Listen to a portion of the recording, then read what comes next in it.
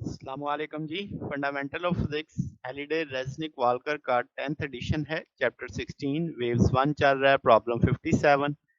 एक जनरेटर है जो कि लॉन्ग स्ट्रिंग में वेव्स क्रिएट करता है। ट्रांसफर वेव्स ही होंगी तो आपके पास उसका वाई डिस्प्लेसमेंट की एक इक्वेशन दे दी गई है 6 सेंटीमीटर कॉस पाई 2 पर मीटर एक्स 8 पर सेकंड टी। अब इसमें के एक्स और ओमेगा टी का ये मैंने हाईलाइट कर दिया है। जो मैजेंडा कलर है के को रिप्रेजेंट करेगा, रेड कलर ओमेगा को जाहिर करेगा। और दूसरे वेव जो क्रिएट कर रहा है वो सेम उतनी ही है मगर वो अपोजिट डायरेक्शन में है। यानी अगर ये पॉजिटिव आपके पास नेगेटिव एक्स एक्सिस पे जा रही तो ये पॉजिटिव एक्स एक्सिस पे जा रही होगी। तो हम कहेंगे फ्रीक्वेंसी निकालो, वेवलेंथ निकालो, स्पीड निकालो। फिर वो कहता है एक्स की किस वैल्यू पे लोकेशन ऑफ नोड आएगी जब सबसे पहला smallest value of X, second smallest value of X और third smallest value of X. यानी 3 नोड की पोजीशनें बतानी है। सबसे पहले, उसके बाद, फिर उसके बाद वाली। इसी तरह एंटी नोड की लोकेशंस बतानी है एक्स की लैंग्वेज, एक्स की सूरत में स्मॉलेस्ट, सेकंड स्मॉलेस्ट और थर्ड स्मॉलेस्ट। अब मैं क्या करता हूँ, इन दोनों इक्वेशंस को यकजा कर देता हूँ ताकि आपके पास प्लस माइनस के कंसेप्ट से आपको समझ आ जाए। इस पाई बाई 2 को अंदर ज़रब दे देता हूँ। जब वो अंदर ज़रब खाएगा तो ज़ाहिर के साथ सॉल्व हो जाएगा। तो जैसे आप कंपैरिजन करो तो के एक्स, तो ये सारी चीज़ के का रोल अदा करेगी तो पाई आ जाएगा। वैसे ही रेडियन भी लिखना चाहिए, रेडियन चूंकि डायमेंशनलेस होता है तो आगे इस्तेमाल में वैसे ही लिख देंगे तो पर मीटर आ जाएगा। इसी तरीके से ओमेगा यहाँ से लिखेंगे तो 4 पाई बचेगा आपके पास रेडियन पर सेकेंड। तो के की वैल्यू पता लग गई, ओमेगा की वैल्यू पता लग गई। अब पहली चीज फ्रीक्वेंसी निकालनी है। ओमेगा बराबर होता है 2 पाई एफ। यहाँ से हमारे पास ये भी ओमेगा, ये भी ओमेगा, दोनों की लेफ्ट साइड सेम है तो राइट साइड सेम हो जाएगी। यहाँ से फ्रीक्वेंसी बड़े आराम से निकल आएगी 2 हर्ट्ज के बराबर। अब पहली चीज होगी। अगली चीज क्या है? वेवलेंथ। वेवलेंथ वेव नंबर से देख लेते हैं। K is equal to 2 pi by lambda. इसमें भी हमें के की वैल्यू पता है, इधर भी के की वैल्यू पता है, लेफ्ट साइड पता है तो राइट, दोनों की लेफ्ट सेम है तो राइट भी सेम होगी। तो यहाँ से पाई पाई से कट जाएगा, लैम्डा बराबर आ जाएगा 2 मीटर के।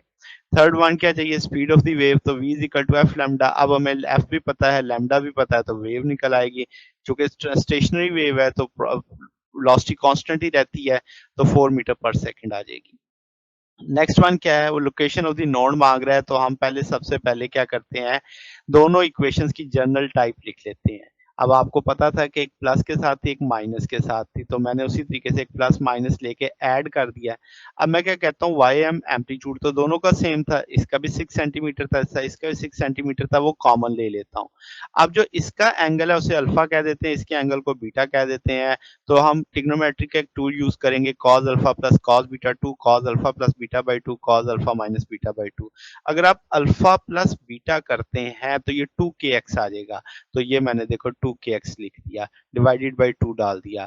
अगर आप अल्फा माइनस बीटा करते हैं तो ये 2 ओमेगा टी आ जाएगा। तो 2 2 से कट जाएगा, 2 2 से कट जाएगा, रिमेनिंग फैक्टर ये बचेगा आपके पास।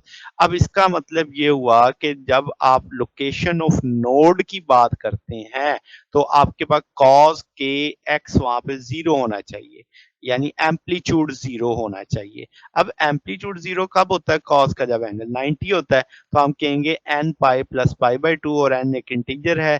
अब आप इसमें सबसे पहले स्मॉलेस्ट वैल्यू ऑफ n निकालेंगे तो n मैं जीरो रखूंगा, k मुझे पता है कितना है कि k की वैल्यू पाई लैम्डा है। तो अब दोनों वैल्यूज पता है इस टूल के लिए, तो हम जान सकते हैं के एक्स की जगह देखो मैंने लिख दिया के की वैल्यू, और एन की जगह हमने इस वैल्यू में वैल्यू पे जीरो प्लेस कर दिया स्मॉलेस्ट वैल्यू के लिए। तो एक्स आ जाएगा 0.5 मीटर पे।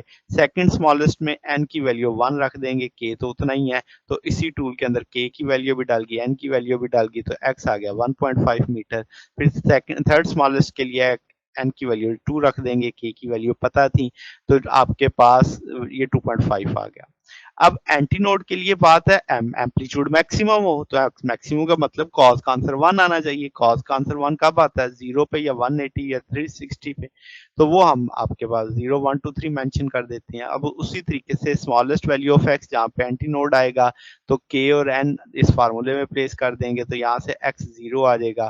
फिर सेकंड स्मॉलेस्ट के लिए इस फार्मूले में के और एन की वैल्यू 1 प्लेस कर देंगे तो 1 मीटर आ जाएगा।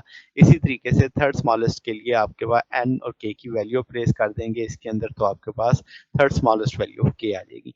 तो ये जनाब हमारे पास सॉल्यूशन है। अगर आपको इसमें कोई बात पूछनी हो, डाउट हो, तो नीचे कमेंट्स में पूछ सकते हैं। वीडियो अच्छी लगी हो तो वीडियो को लाइक कीजिएगा, दोस्तों के साथ शेयर कीजिएगा, चैनल को सब्सक्राइब कर दीजिएगा। अब तक के लिए इतना ही, बकिया इंशाल्लाह नेक्स्ट देखेंगे। ओके, अल्लाह हाफिज।